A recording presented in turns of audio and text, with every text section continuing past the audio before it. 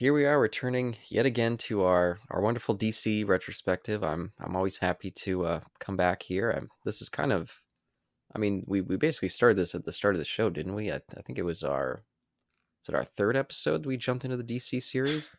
It's a good question, but it started with the Swamp Thing, correct? Oh, it started even earlier. It started with oh wait, or when did we do Wonder Woman? Well, okay. Did we do it twice or did we do it once? I think we did that one twice, and then the first time we did it, we also did the Justice League pilot. We paired those two up together, and both of them failed. Yes. Yes. Yeah, so that's episode 3 and 4 were part of the DC series, all the way back in 2017. Wow. Yeah, so this is yet another pick from SRstriker 6420, and yeah, now we're looking at another Batman, or the Batman, I should say, episode. This time from season 1, and it's episode 1, so that means we're jumping back to Pilotsville, which I guess also goes back to the beginning of this show, Pilotsville. It's been a long time since we gotten back to that, but Hey, we'll never stop. Pilotsville has so many stops that it'll never end. there you go. We'll be on that train forever. It's like Galaxy Express 19 or 999. I don't think I know that one. But yeah, we've been having a lot of fun, or at least I've been having a lot of fun putting together these YouTube videos with the what do they call them? Thumbnails? Thumbnails. Yeah, I've been having a lot of fun putting together YouTube thumbnails. But yeah, here we are today with The Bat and the Belfry, episode 1 of The Batman, a kind of mixed series so far for the two of us. Yes, it's not for me. I'm not like down on it. I'm just more like I don't know. I don't have. I have very little strong feelings one way or the other. Mm. Yeah, and so far I've liked everything I've seen up until, well, maybe I won't say that. I've liked everything I've seen so far, so I'll say. Yeah, hang on a second now. But yeah, jumping into the first episode. Yeah, are you at the old timestamp 0? I guess we can get this commentary started. Yeah, I thought you were about to say like, but here's our summary, and I'm like, wait, that's the wrong program, wrong Yeah, channel. I was about to do that. I was about to be like, okay, let's jump into the discussion. It's like, wait, what? No, this is only 21 minutes 11 seconds, and that's how long it's gonna be. Yeah, still the commentaries of the DC shows, which is fun. I mean, Well, just you wait, guys. Just you wait. Anyways, so if you can grab your copies of The Bat and the Belfry, legally or illegally purchased, physically or digitally, please get it to timestamp 0. Caleb, take it away. yeah, and we'll all hit play on the word play. So let's go to 3, 2, 1, play. I see a bunny. He's chomping on a carrot. And that means we're getting things started. Eternally. A green moon, not a red moon. Or blue Yeah, moon. green sky. Which I do like. Overall, I like the look of this show. It's kind of got a gothic tone to it. And I like the alien look of the sky. We get green here and then kind of red later. It's a very odd mix of architectures, and I think, well, that's the point. I think that's what every Batman series or Yeah. entry into any like separate one will always play its strengths to. If it like takes stuff from like every decade of Hmm. the American history. What do you think about this fight with the flashes there? I thought that was visually kind of fun. Well, I mean, this is a pilot after all, or at least, well, first episode. I don't know if they had like a pilot like Yeah. Avatar did, which is unaired. But in this, they're really trying to show they want to hook you in. They got to hook you in, or else you're going to change the channel. Also, just realized this guy Rupert Thorne, he has like a Freddy jacket almost. Not so much, not striped, but it kind of reminds me of like Freddy Krueger's jacket. Oh. Hmm. Yeah, the colors are a little bit are similar. I really like this green, by the way. It is weird, but yeah, it is weird that the sky would be green. I kind of thought maybe that had something to do with pollution, but I don't know. I liked it. We'll get to that. But Sure. what the hay was Rupert Thorne gonna like jump into? Like a Yeah. hay stack from Assassin's Creed? Yeah.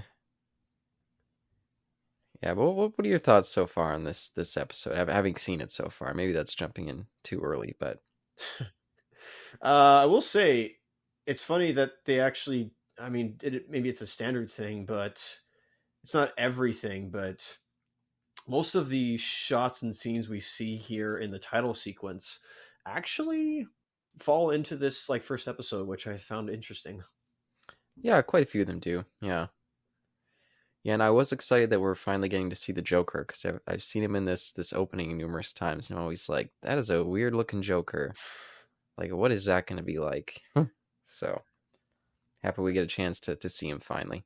I think personally for me, the show is in the middle of like, okay, you could either be much more lighthearted or you can be a lot more dour and dreary. Hmm. Yeah, and do you feel like it doesn't land very well on either side of that? I think it's stuck in the middle. I think it's like I don't know if it like I don't know if the creators were like, let's go in one direction instead of the other. So maybe that's it for me. I'm just like I feel like you have to go either more dark or more light. I Hmm. don't just mean like color or anything like that. I just mean like you guys could make this a lot more serious if you wanted to. Yeah, I feel like they do a good job capturing like kind of a gothic aesthetic, and it has like a little bit like a horror-ish element to it. But yeah, when it comes to Batman himself, that's the element that doesn't feel very dark. I feel like they could delve a lot more into that to fill out that dark kind of bit. And here we get this birthday cake to lighten things up after that more violent opening, and as a way to honor back to the past with Bruce and his parents. And it's nice we don't get an origin here. We just get it touched on. I don't feel like we needed an origin at this point. If you do an origin story now, you'd probably wait till like episode 8 or well not 8, but you save it for the mid-series finale or mid-season finale, excuse me. Yeah, I guess like a more like a reflective episode. This is the episode when we dive into Bruce's kind of psychology. I guess you could save it for that. Probably. But I do like that it is year 3. That Yeah, they establish it's year 3. yeah, I think that's helpful too. Yeah. All right, so you want to talk about the police chief and who he's voiced by? Oh yes, it's yeah, Captain Adama from Battlestar Galactica. What's his name again? I recognize the voice, but I didn't look up the name. Edward James Oldson? No, Almost. Or what is it again? he was in Blade Runner, Yeah. Yeah, we can't remember the name, but we know the guy. and he was also Nausicaa. He had a very good bit part there in Nausicaa. Yeah, and I was surprised to see him, and I was surprised to see this whole other cop element. I didn't realize that was a part of this show that Bruce had these, or at least that there was this detective that was friends with him. I guess kind of filling the Gordon role. Yes, because what this does, similar to what the movie The Batman, we don't have all the the regular players. We don't have there's or at least we have not been introduced to Harley Bullock. We don't see Renee Montoya. We don't see Jim Gordon. We don't even see Commissioner Loeb. Like so, Hmm. what our buddy here is playing is not Commissioner Loeb. It's somebody else. Commissioner Grump. I don't know. Commissioner Frumpy Pants. But he's like, I want pictures of Spider-Man, I mean Batman, like on the double. There you go. And immediately already also setting up that this is a lived-in world, so Metropolis does exist, so it's not just like Gotham and it's in its bubble and that's it. It's like, no, the rest of the country exists. Yeah, I appreciated that, and it made me wonder if there was some crossover with some Superman villains, and maybe Superman himself. I don't know. And here you go. Here's a shot literally from the like title sequence. Oh, yeah, I like the look of. Again, I like all the architecture. It does feel a little bit eclectic, but I think it works for Metropolis. I think it works for Gotham, Arc. and I like their Arkham Asylum sign. I think that's kind of funny. Yeah, I don't know how many of these inmates Batman put in there or not. Again, like I don't want to project here. That's not me. They're just like setting stuff up of just like we have the whole thing. We got the Arkham Asylum. We have the police, and we were setting where like the fact that there's distrust between like. Well, I like the fact that I usually prefer sometimes when Batman's more of the urban legend than he is like Hmm. known to the public, but that's how it always goes when you start at year 3. Like eventually he's gonna become public knowledge. Yeah, then the cops are just gonna be relying on it completely. Yep. Oh, there's a cat in a tree. Where's Batman? Put up that bat signal. Yeah, it'll Now, be. Oh, go ahead. the Joker toxin is known to kill people, so I don't know how they're gonna get around that. Yeah, I guess this one they're just doing the smile routine. Which, by the way, was that a long break for you? Commercial break there. No, why? Oh, when I was watching it earlier, I was like, did my thing stop playing? But it was just a black screen for like 15 seconds. I was like, that's weird. So instead of a detective story for Bruce to, be show off his world's greatest detective skills, we've axed that. Batman's not a detective. Okay, this is episode 1. I got to give it the benefit of Yeah. the doubt. But instead, we have two actual like police detectives looking into who the Batman is. Yep. They both start with E's. I think it's Detective Ellen. Was it Lynn? I think he's Edward Bennett. I think I didn't write their names down, Yes, but Edward Bennett. And look right here. Here's another scene straight from the title card from the opening. oh With Bruce Wayne having to, he was bemoaning. It's like, do I have to be Bruce Wayne? It's like, yes, you do. yeah, I like this little bit too. To see Alfred kind of forcing him to go on these dates with, or this date with these two ladies here, and it's, yeah, that I thought that was nice because I haven't really seen too much of the Bruce Wayne of this show up to this point. It was way too, I wouldn't say dates with women, but he was more like, you got to keep like a public persona. Like Yeah, you have this reputation to uphold as, and just to also like, what is it? Keep distance between Bruce Wayne being Batman. Because if Bruce Wayne is never there, it's just like, oh, then he's Batman, because people are anyway. I like the CGI water, by the way. I think that worked. And here again, like as he's like driving through the rain, we see it's a wonderful shot, I must say, of like going between the streetlights. It's like that's straight from the beginning or straight from the title card. Yeah, and that was really nice. That looked really nice. A lot of flashes. Yeah, it feels like they spend a lot of their budget here on I this mean, one. again, they're trying to like. By the way, this is not DR movie. I checked, Oh, but like, yeah, they. Well, I mean, again, they want to like reel you in and be like, oh, this show again. If if DC wanted to, or sorry, if Warner Brothers Discovery, excuse me, wanted to, they could so like lie, like they could absolutely lie and say this is a brand new like Batman show based off the hit Matt Reeves and Robert Pattinson movie The Batman. I don't think it quite work. Like it's a continuation. It's like what? That's not the case.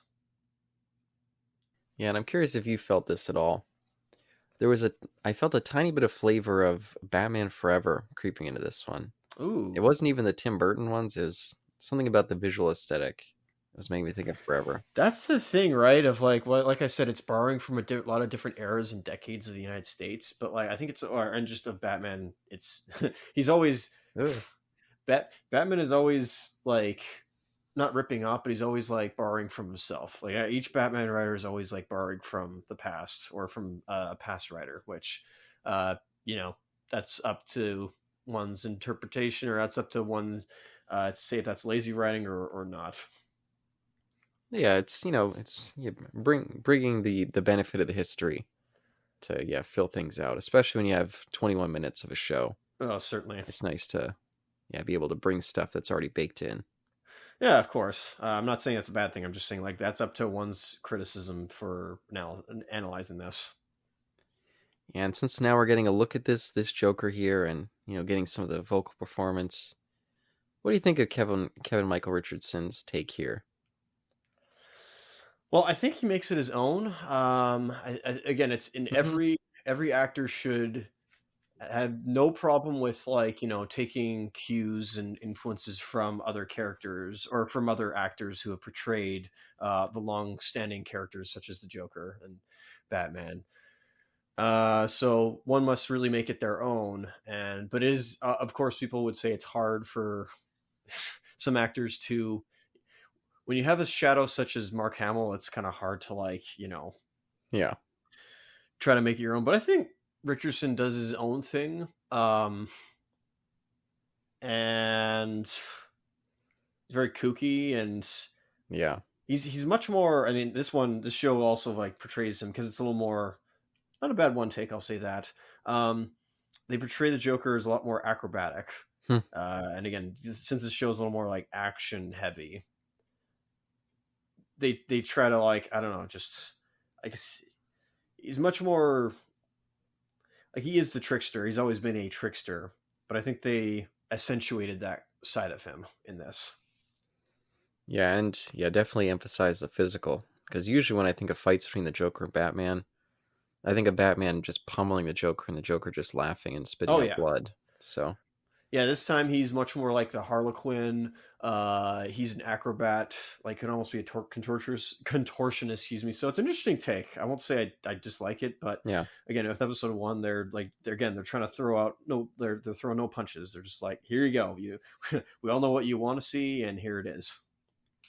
Yeah, and I'd definitely be interested to see more episodes with him because, yeah, I'm not fully on board with him yet, but I could see myself coming to like this Joker. I'm not quite there yet. This is kind of weird. I'll say that. Where, I mean, maybe it's just clouds, but wait a minute. Why is it raining and yet the mood's? Wait a minute. Oh yeah, see this? Continuity, editor. What the hey happened there? Yeah, this is why I asked about the space because I'm definitely behind you now. Oh, that poor guard. Yeah, my commercial break was a bit long. Oof. Yeah, the guard does look creepy. He looks like he's dead. I feel sad. I kind of feel sad for the guy. Just like, geez, you have to die with a smile on your face. Like, good grief. Yeah, and I was wondering if he was like if it was that thing where your whole body's paralyzed but you're still aware. I was curious. I think it's that. I think it's almost like whatever form of anesthetics it is. Is it anesthetics or yeah, whatever like Yeah, they use if you're a dentist and they're trying to like keep your mouth open. yeah, anesthetic. Not happy gas. That is anesthetic. Thank you. Yeah, and I think that Kevin Michael Richardson does a good job with the more maniacal elements. It's just a little bit later on when we get more subtle moments where I feel like he's not. It feels a little bit too cartoonish, like it's almost fake subtle moments for the Joker. It feels like the Joker's always like there's never that kind of moment of seeing sort of the character behind the laughing mask, which occasionally I feel like we do see with the Joker. We get those little peeks in that there's something more hidden under the surface. I think if the show leaned a little more into the detective side of things rather than the martial arts side of things, we'd probably get something like that where we get a little bit more subtle Joker, Hmm. but we don't get that here. Yeah. Yeah, and maybe in the future. But here we go with this little. It was like a little bit of suspense, like, oh no, why is the cop here? Did he discover something? But it turns out they're old friends. Like that was fast. Yeah, this guy's a great detective. Yeah. Like yeah, screw like Bruce Wayne. Like this, I was say Michael Bennett, but this Bennett character, yeah, he's the world's greatest detective, or maybe not, just because Bruce Wayne is just the stupidest man on the planet. I'm curious to see if this guy, if his arc to discover Batman's identity or capture him, I'm curious how long that continues throughout the show, considering that we didn't see any hints of him or his partner in the two episodes that we saw previously. Which may say stuff like there's an out they have where was it Linda? No, not Linda, but whatever her name is, she just goes back to Metropolis. Like that's just it. Yeah, Ellen something. I can't remember her last name. Yeah, Ellen just goes back to she gets reassigned to Metropolis. That's the only way. Yeah, and I like that she's more the hard edge, and this guy's like, even though Batman's going against the law, it seems like he's, trying to do good. So that's a good setup there for the drama. Again, maybe they were just like, let's not have Jim Gordon in there. It's like, but you have Joker, so like, what's stopping you from bringing in like Jim Gordon? Now, again, I'm not saying I don't want Bennett. I'm just saying like, if they're trying to like differentiate, like, why did they like immediately start with Joker? Well, it is Joker. It is that's exactly it. Yeah, maybe they'll bring in Gordon later on. I'm not sure if he shows up here. I mean, I like that the Joker is a little bit like he uses those cards. Who's that guy in Marvel again? oh, Gambit. Bullseye. Oh, okay, yeah, I guess yeah, Gambit. Yeah, I kind of like that. That's his little the way of incorporating his card gimmick, but turning it into a weapon here. I think that works. I mean, that's a standard thing with most uh in most like cartoons where it's like any like normal household object, even playing cards, become like sharp like shurikens and throwing stars. Again, I like the CGI incorporation with the engine of the Batmobile there, Huh. or at least the back bit. Okay. Oh, maybe you didn't notice, or maybe I'm off. No, I know what you mean. I'm just like, huh, okay. I mean, I don't have much to say. And there you go, like him running on the rooftops, which you'll see in a second, was also from the pilot or from the opening. Oh, there it is. Yeah, I think in all three episodes that we watched so far, I think the CGI integration is really well done here. Maybe by this time in the 2000s, they were finally getting it good. I remember what was that stupid Home on the Range, that Disney movie? I remember that had some of the best CGI integration with cell drawn stuff. Even though this, I imagine, isn't cell drawn. So, You mean the cars? I just mean like the type of this type of animation mixed Oh, with okay. CGI. Oh, okay.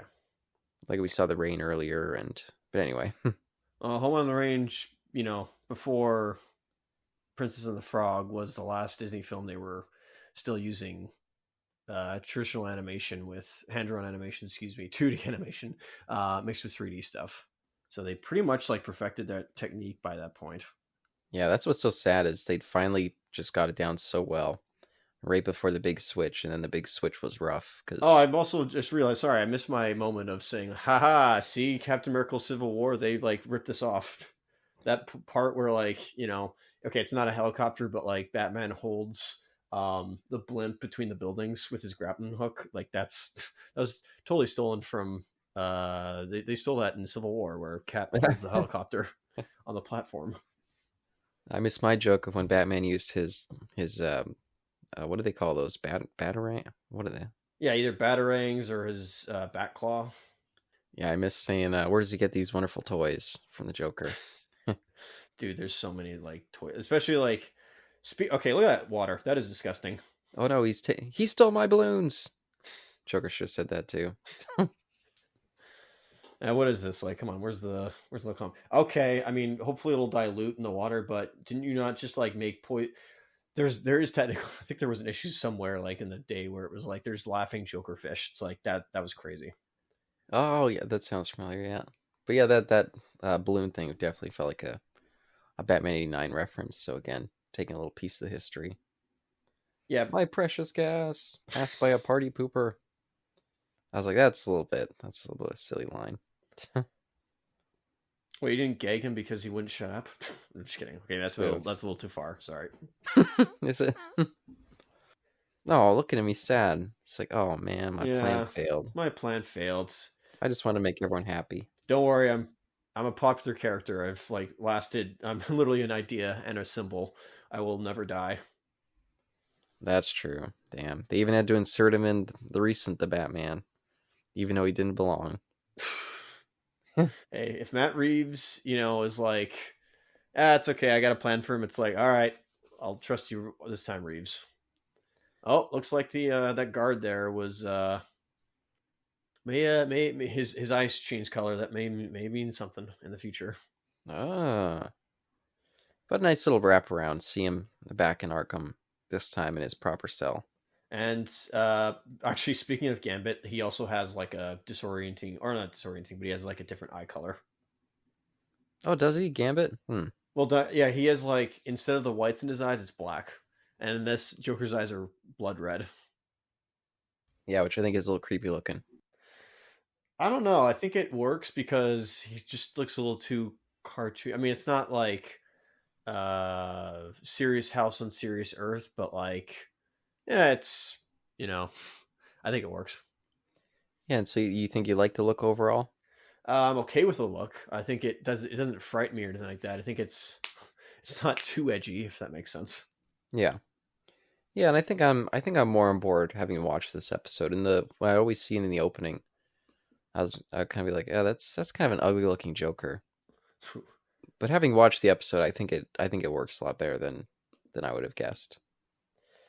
So I will say that this episode, it's not ripping. Don't worry, hang on. It's funny how I see some of Arkham Origins in this, where but also some Arkham Asylum where Joker frees all the inmates.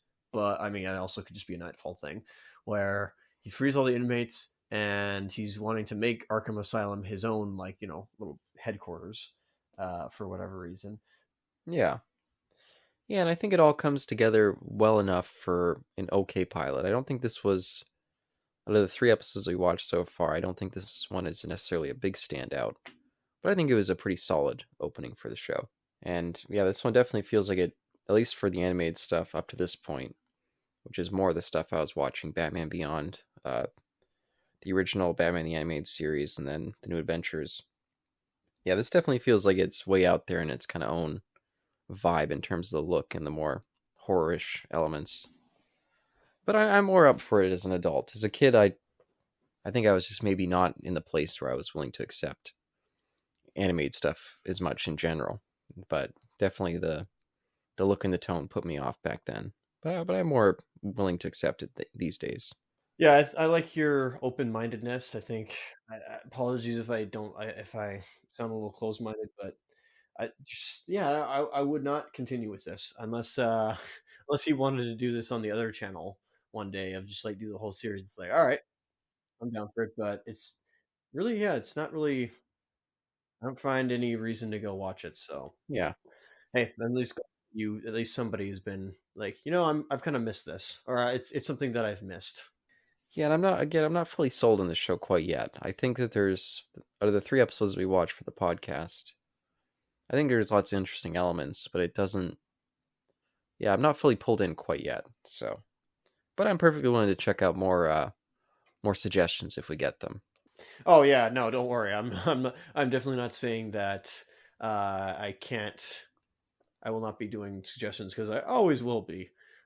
Just note that I think unfortunately, my tone overall is probably going to be the same, Yeah, or at least relatively similar. which kind of sucks. But hey, I'm not. I don't know if it's boredom, but I'm sorry, man. It's just like nothing has caught my eye. Mm.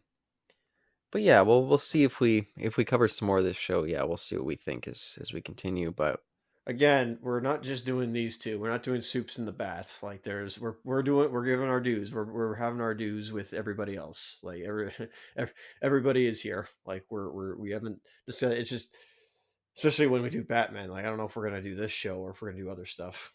yeah, if we get any other suggestions, and if anyone wants to give any suggestions for us, we're happy to check out any DC animated stuff and maybe some Marvel animated stuff too if someone wants to throw it out there. I don't know if I'll put it on the YouTube channel, but at least it'll go on the regular feed. So, Really, you wouldn't put Marvel on YouTube? well, just since it's the DC Invasion channel, I've considered putting. Oh, that's right. Yeah, that's I forgot about that. Yeah, Whoops. I was like, should I just throw it on there? Our Spider-Man. What was the season again? Ultimate Spider-Man. Maybe. No, you're right. It was Ultimate Spider-Man. Yeah. I mean, hey, we still got to do the Spider-Man pilot. Oh, Spider-Man. Yes, I'd love to do that. Yep, the best Spider-Man. Yeah, maybe I'll work that in the schedule sometime relatively soon. That would be good to finally do that. Trust me, I haven't forgotten, and I will never forget. Yeah, maybe. Yeah. Well, we'll talk about it. Yeah, this is scheduling crap. But We'll talk about it. but thanks, of course, Isaac, for coming along. Some more DC stuff with me. Always really happy to discuss this with you. Hey, anytime, brother. Despite what people may say, even though nobody has said I like DC stuff. I like Yeah. comic books. Of course. I just don't like poorly written stuff, and I don't think this show is poorly written. But this show does not seem to be the apple of my eye. How about that? I'd certainly go for a different flavor of apple if you would allow me to. Yeah, and I think it's important to note that me and you were maybe just at the tail end of the target audience for this show. When it came out, we were kind of just moving beyond this stuff, and so maybe we don't have as much nostalgia, or we didn't have the, like, we'd already been so used to the Bruce Timm style of stuff that coming to this was kind of a little bit of a culture shock a bit at the time. And even then, that's not fair. That's not fair. Every Yeah. show should be able to stand on its own. Like, trust me, I gotta give this show the benefit of the doubt for pit's sakes. But if it's not pulling me in, I don't think I won't at least rip it apart. I don't want to. It's not for me. Yeah, which is fair. Yeah. But anyway, yeah, I guess we'll close out this episode for today. Thank you, SRstriker, for the suggestion again. Very happy to yeah, look at some more of this stuff. And Isaac, would you like to take us home? Thank you. I think I will. If you and your family are in Gotham and there just happens to be a Statue of Liberty knockoff with a sword instead of a torch, again, that's so much liability there. Like, what the heck? Yes. I don't get that. That was so weird. Um, I wouldn't suggest. I mean, I guess in a way, if you had a balloon, just you can get it back. Just aim it for the point, the tip of that sword or whatever it is. It's just gonna come back down deflated. Mm. Yeah, just before I hit stop, I forgot to point out. I was like, damn, yeah, that's their version of the Statue of Liberty. It's more like stay in line or you'll get poked with this. I mean, she's basically aiming the sword at the population. So I was like, ooh, this Gotham's yeah, this I imagine looking up at that would not be inspiring and be more like, oh crap, I better keep my head down. Well, it's funny because there was a if you if you play Spider-Man Edge of Time, there's a point in that where I won't say what, but let's just say that certain events are altered, and they show the Statue of Liberty, and instead it has like she changes from like her regular look to like she has something like Magneto's helmet on, and she's got a sword. She's wielding a sword instead. It's like whoa, what the hey? Yeah, it's kind of cool. Oh wow. Till next time, peace.